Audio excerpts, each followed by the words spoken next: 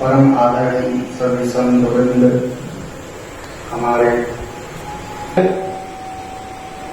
तुलसीदास जी महाराज की जयंती के साथ साथ स्वतंत्रता दिवस भी है 15 अगस्त। आज ही के दिन देश आजाद हुआ था।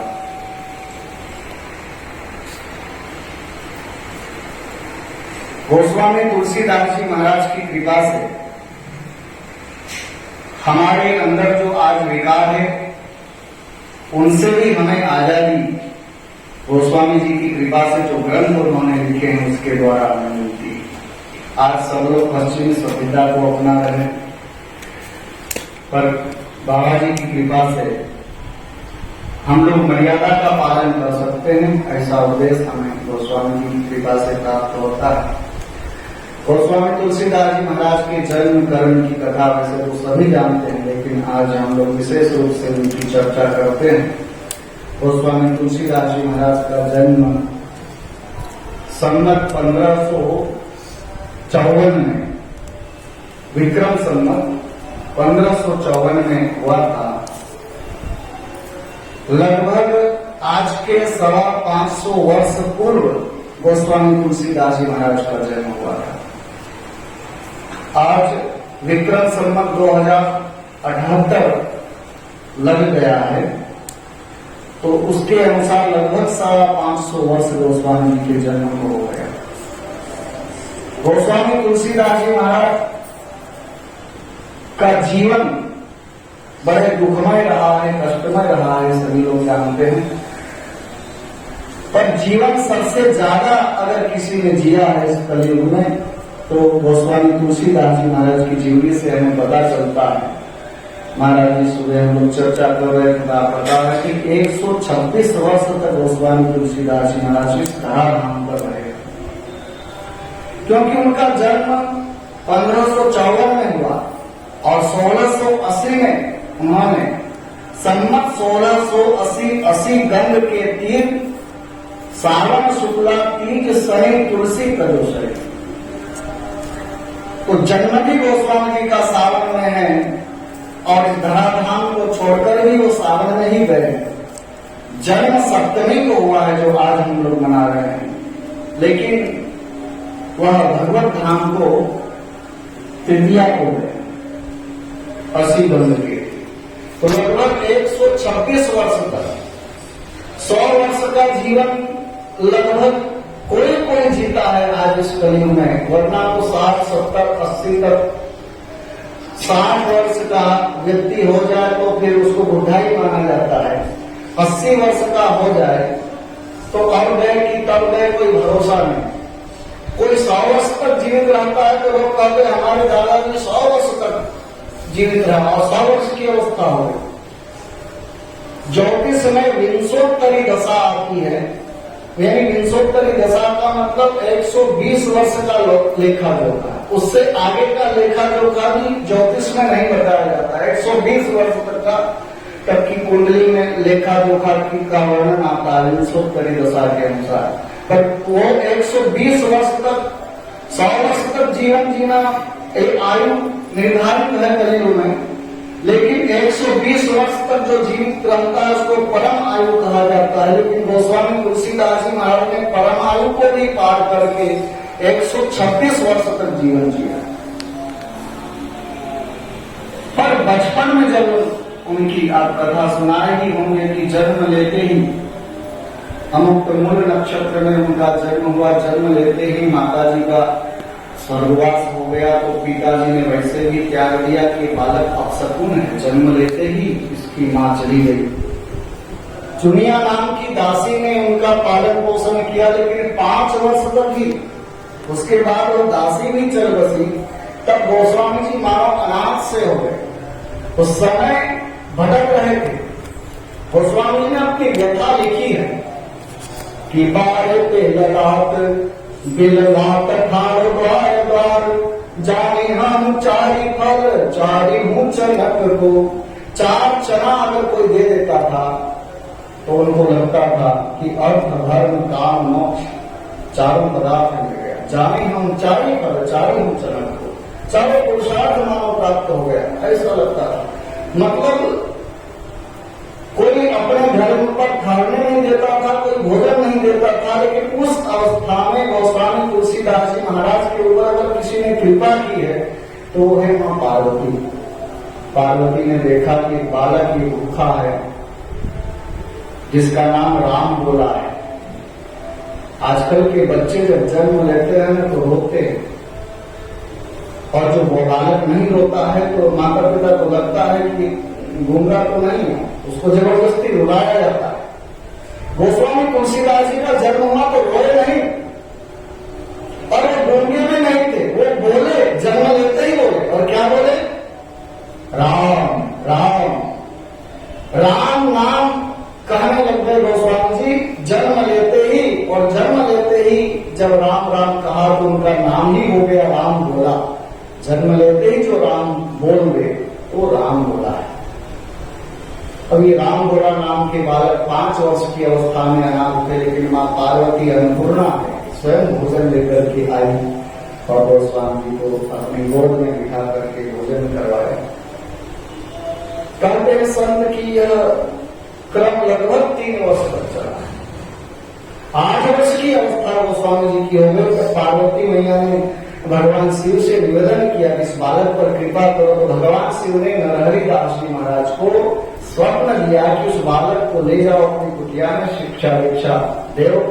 तब नरहरिदास जी महाराज उस बालक के पास आए। कहते गोस्वामी जी अपनी मुट्ठी में थोड़ा सा चना लेकर एक चना चबा रहे थे, क्योंकि थोड़े से चने थे एक साथ खा जाएंगे तो भूख फिर सताएगी, इसलिए धीरे धीरे। तो नरहरिदास जी ने पूछा कि तुम कौन? बोले मैं राम बोला। अच्छा तो क्या कर रहे? बोले बाबा भूख मिटा रहे हैं, कहीं से चना मांग के लाए हैं, खा रहे हैं। बोले आश्रम पर चलो हमारे यहाँ। बोले बाबा खाने को मिलेगा कि नहीं? नरहरिदास जी महाराज ने कहा कि साधु संत के यहाँ कुटिया में कोई कमी नहीं, चकाचक मिलेगा। बोले बाबा तब तो जरूर चलेंगे। तो नरहरिदास जी महाराज 8 वर्ष की अवस्था में गोस्वामी तुलसीदास जी महाराज को अपनी कुटिया पर लेकर आए और वहीं से रामचरितमानस का अध्ययन आरंभ हुआ। गोस्वामी जी ने कहा कि मैं पुनि निज गुरु सन सुनी कथा सु कर खेत समझ नहीं तस बालपन तब अति अचेत। उस समय अचेत कम अवस्था, 8 वर्ष का बालक क्या सीखेगा?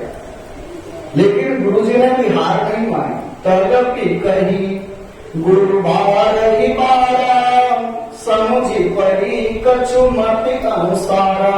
तदपि कही बार बार गुरुजी ने रामचरितमानस का अध्ययन जब करवाया है गोस्वामी जी को, तो कहते हैं कि समझी परी कछु मति अनुसार, अपनी बुद्धि के अनुसार, छोटे बालक की जो बुद्धि होती है उसके अनुसार हमें कुछ समझना है। सब नहीं समझे, सब समझ गए होते तो कहना ही क्या था। वो कहते कछु थोड़ा थोड़ा समझ में आया, और जो समझ में आया वही भाषा बद्ध कर्म में सोई, उसी को मैं भाषा में लिख रहा हूँ। भाषा में लिखने का मतलब कि नरहरिदास जी ने जो रामचरितमानस पढ़ाई थी, मुझे लगता है कि वो संस्कृत वाली वाल्मीकि रामायण पढ़ाई होगी या संस्कृत में ही अध्ययन करवाया होगा, क्योंकि भाषा में उन्होंने नहीं करवाया। भाषा में तो तुलसीदास जी महाराज ने परिवर्तन किया। भाषा बद्ध कर्म में सोई मोरे मन प्रबोध जोई होई, क्योंकि भाषा में इसलिए गोस्वामी जी ने लिखा रामचरितमानस को कि जो व्याकरण नहीं पढ़ पा रहे हैं या संस्कृत भाषा का जिनको ज्ञान नहीं, कलयुग में हर व्यक्ति कहाँ संस्कृत पढ़ पाता है। आजकल तो इंग्लिश मीडियम में लोग एडमिशन करवाते हैं बालक का, संस्कृत का कहाँ अध्ययन हो पा रहा है।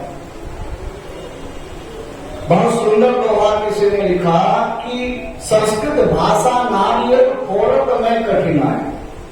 संस्कृत भाषा नारियल के समान है, नारियल बड़ा कठोर होता है, फोड़ने में बड़ी कठिनाई होती है। एक बार हमने देखा ठेले पर नारियल बेच रहा था व्यक्ति, बंदर उठा करके नारियल ले गया और बंदर नारियल लेकर के घूम रहा है, ना उसको फोड़ सकता है न छोड़ सकता है।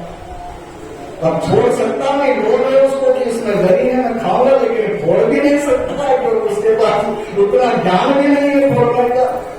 न ताकत तो है लेकिन ज्ञान नहीं, कैसे फोड़ा जाता है क्या। तो वैसे संस्कृत भाषा नारियल के समान है, उसको समझने कलयुग में हर व्यक्ति तो संस्कृत नहीं अध्ययन किया है। तो वो जैसे वाल्मीकि जी महाराज ने रामायण की रचना की, तो रामायण हर व्यक्ति थोड़े समझ पाता है।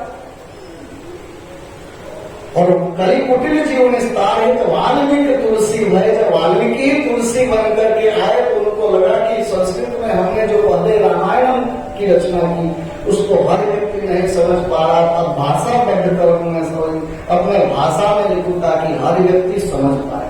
अच्छा, एक बात और, रामचरितमानस हम अक्सर कह देते रामायण, रामायण तो वाल्मीकि जी ने लिखी है, तुलसीदास जी ने रामायण नहीं लिखी, तुलसीदास जी ने तो रामचरितमानस की रचना है। तो रामायण और रामचरितमानस में अंतर क्या है? संत कहते हैं रामायण, राम प्लस अयन बराबर रामायण। अयन कहते हैं घर को, मकान को, रहने के स्थान को। तो जो राम जी के रहने का स्थान है, राम जी के रहने की जो जगह है, उसको हम रामायण कहते हैं। यानी आज की भाषा में सीधी सरल सी बात अगर कहें तो भगवान श्री राम का मंदिर जहां भगवान जी रहते हैं, तो भगवान रहते हो रामायण।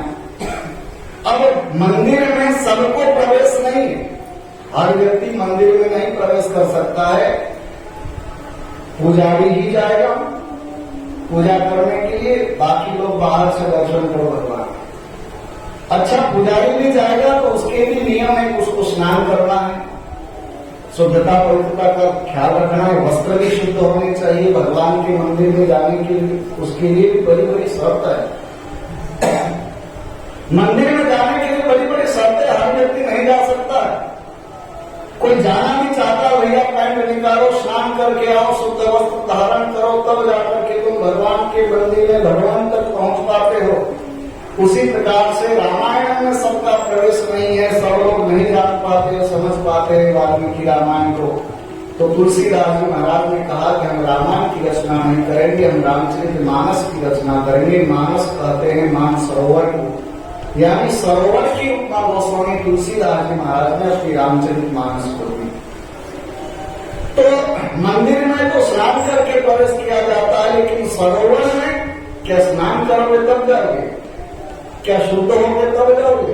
बोले नहीं, सरोवर में जाने के लिए शुद्धता पवित्रता की जरूरत है। सरोवर में तो जाया ही इसलिए जाता है कि शुद्ध हम खुद हो जाए, हम स्नान करके शुद्ध हो जाए, इसलिए सरोवर में जाया जाता है। मतलब रामचरितमानस गोस्वामी ने कहा कि यहाँ कैसे भी व्यक्ति हो, पढ़े लिखे हो या न हो, अंगूठा छापी हो, सब लोग आओ रामचरितमानस में, यहाँ सबको समझ में आएगा।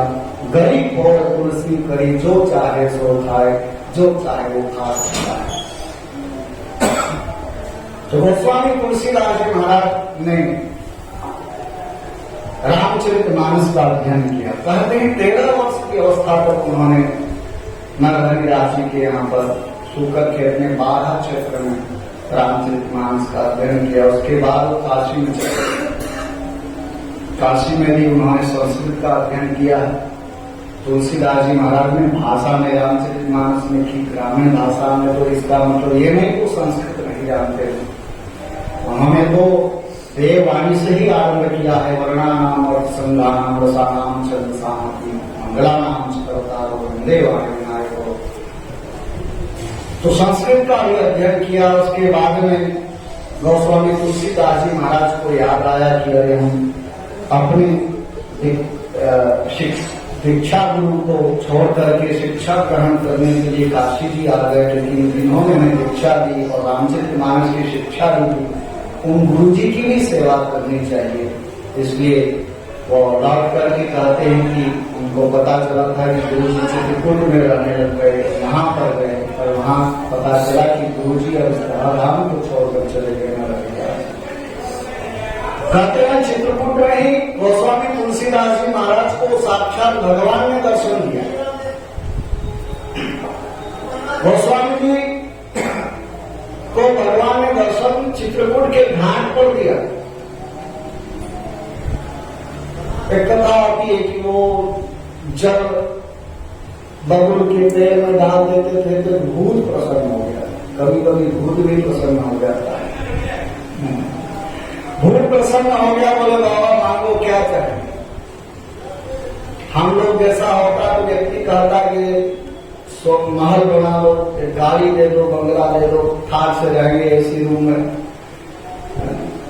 एक व्यक्ति रोड के किनारे जा रहा था, एक बोतल पड़ी थी, अनायास उठा लिया, उसको खोला तो उसमें से भूत निकल गया, तो डरने लगा। तो भूत ने कहा कि डरो मत मेरे आका, मैं तुम्हारा गुलाम हूं, मांगो क्या चाहिए। वो व्यक्ति कहता है कि भूत महाराज अगर आप खुश हो तो एक सोने का महल बनवा दो। भूत ने कहा कि अगर हम सोने का महल बनवाने लायक होते तो इस बोतल में ही क्यों रहते, हम तो खुद बोतल में बैठे हैं। तो बोले जल्दी बोतल में बैठो भैया, हम ढक्कन बंद करें, यहाँ से प्रस्थान करें। तो कभी कभी भूत भी प्रसन्न हो जाता है। तुलसीदास जी महाराज से कहा क्या चाहिए। तुलसीदास जी महाराज ने कहा कि अगर देना चाहते हो तो भगवान के दर्शन करवा दो। भूत ने कहा कि ये काम तो हम नहीं कर सकते हैं, क्योंकि अगर हम भगवान के दर्शन करवाने लायक होते तो हम खुद भूत बन करके क्यों रहते, हम तो खुद प्रेतात्मा हैं। पर हाँ, भगवान को दर्शन करने का उपाय हम बता देते हैं। कैसे? बोले हनुमान जी महाराज कहाँ रहते ये हम बता सकते, भगवान कहाँ रहते नहीं बता सकते।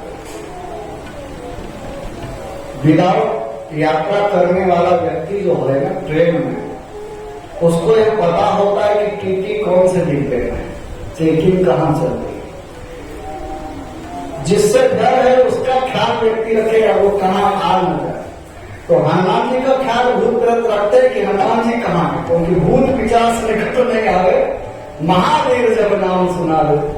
तो हनुमान जी से भूत प्रेत डरते हो, कहते हैं कि हनुमान जी को बता सकते हैं कि कहाँ है, उनसे दूर दूर भागते रहते हैं। तो हनुमान जी कहाँ मिलेंगे? बोले रामचरित सुन देखो रसिया, भगवान की कथा में रस लेने वाले हनुमान जी हैं। जहाँ भगवान श्री राम की कथा होती है हनुमान जी नहीं मिलते हैं, पर आप पहचान नहीं पाओगे।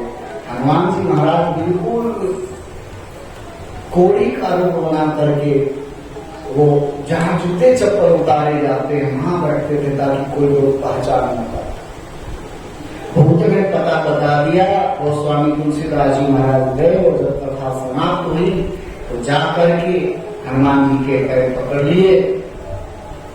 उन्होंने कहा भाई हम तो कोड़ी लोग हैं, रोगी हैं, हम ग्रस्त हैं रोग से, आप दूर हटो दूर हटो। तुलसीदास जी ने कहा चरण नहीं छोड़ेंगे, हम जान गए आप हनुमान जी हो। तो फिर हनुमान जी ने दर्शन दिया। क्या चाहिए? बोले भगवान से मिला दो। हनुमान जी ने कहा चित्रकूट के घाट पर जाओ, भगवान करेंगे। तो चित्रकूट के घाट पर भरी संतन की भीड़, तुलसीदास चंदन किसे तिलक देख रघुवीर, राम लखन आए घोड़े पर सवार होकर के राजकुमार के रूप में और उतरे वहां पर। एक बार तो निकल गए, तुलसीदास जी पहचान ही नहीं पाए। हनुमान जी आए, बोले दर्शन हुआ? बोले नहीं बाबा दर्शन तो नहीं हुआ, अभी तो निकले थे, बोले हमने तो ख्याल ही नहीं किया। तो दोबारा जब आए भगवान, बोले बाबा चंदन लगा दो वहां। तुलसीदास जी चंदन लगाने लगे। हनुमान जी ने सोचा कि कहीं ऐसा ना हो अभी भी चुप जाए। तो हनुमान जी महाराज ने तोता बन करके वृक्ष के ऊपर से कहा कि तुलसीदास अभी भी पहचान लो, यही भगवान है। तुलसीदास जी महाराज ने भगवान के दर्शन किए, भगवान ने साक्षात्कार करवाया। वहां से तुलसीदास जी महाराज अपनी जन्मभूमि पर आए। जननी जन्मभूमि स्वर्गावती गणेश, भगवान श्री राम ने कहा अपि स्वर्णमयी लंका लक्ष्मण में रोचते, जननी जन्मभूमिश्च स्वर्गावती गणेश। लंका सोने की नगरी है, विभीषण यहाँ सब सेवा करने के तत्पर है, लेकिन लक्ष्मण मुझे लंका अच्छी नहीं लगती, क्योंकि जननी और जन्मभूमि स्वर्ग से भी बढ़कर है, हमें अयोध्या चलना चाहिए।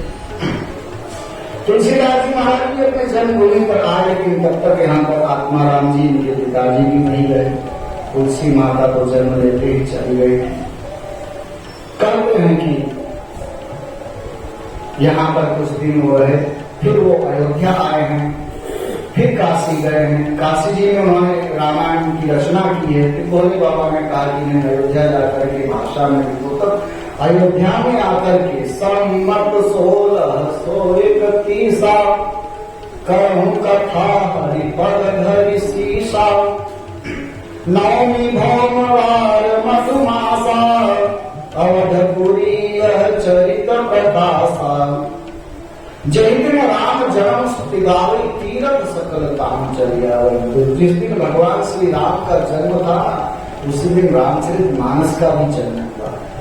नवमी मास चैत्र के महीने में संत कहते हैं कि उस समय कलयुग में बड़े कुटिल जीव हो गए थे, बहुत दुष्ट लोग हो गए थे, अत्याचार बढ़ गया था, देवताओं में त्राही माम मच गई। देवताओं ने भगवान श्री राम से प्रार्थना की कि महाराज जिस प्रकार से आपने त्रेता युग में अवतार लिया था अयोध्या में, और फिर देवताओं की त्रास को आपने रावण जैसे दुष्टों को मार करके मिटाया था, आज पुनः वही अवसर आ गया है, ऐसे ऐसे दुष्ट हो गए हैं, फिर से आप अवतार लेकर के जाओ।